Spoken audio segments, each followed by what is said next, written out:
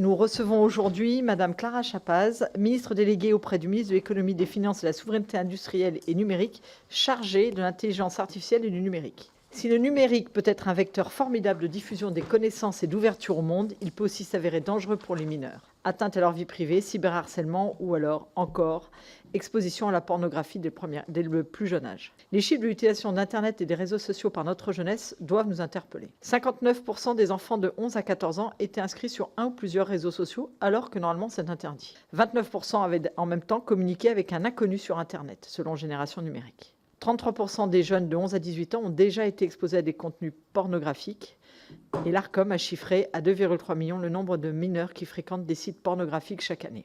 90% de la prostitution et des pratiques pré-professionnelles en France passent aujourd'hui par Internet et donc facilitent la prostitution des mineurs. On le voit, la protection des mineurs vis-à-vis du numérique reste un défi.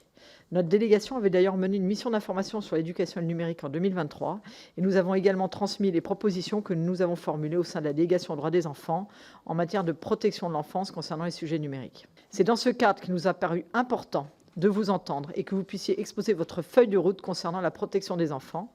Mais avant de vous laisser la parole, j'aurai quelques questions. Pour arriver à accompagner les enfants, nous avons besoin d'accompagner les parents. Ainsi, pouvez-vous nous dresser un bilan du site mis en place par le gouvernement « Je protège mon enfant ». Comment est-il connu des parents? Est-ce que le contrôle parental sur les appareils connectés vendus en France, porté par la loi Studer, est opérationnel? Et comment fait-on pour accompagner les parents?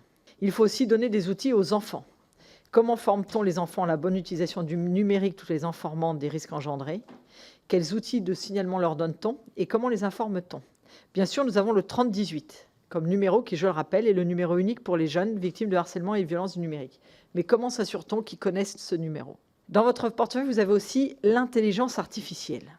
Et on voit bien la multiplication des contenus d'intelligence artificielle, qu'ils soient drôles, bien entendu, mais aussi beaucoup moins drôles, notamment avec toutes les images de pornographie et de pédopornographie. Aussi, comment accompagne-t-on les enfants et les jeunes pour leur permettre de discriminer les contenus et faire leur propre fact-checking? Et puis, il faut faire respecter les lois que nous votons.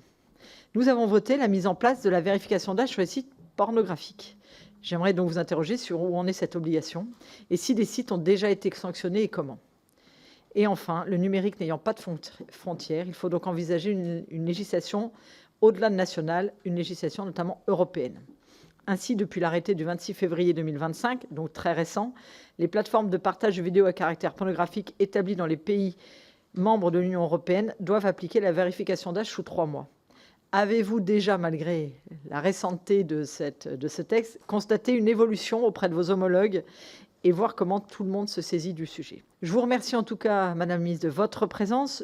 Je vous laisse la parole pour ces premières questions et un propos préliminaire sur votre feuille de route. Et ensuite, les collègues vous poseront des questions. Je vous remercie et donc je vous laisse la parole.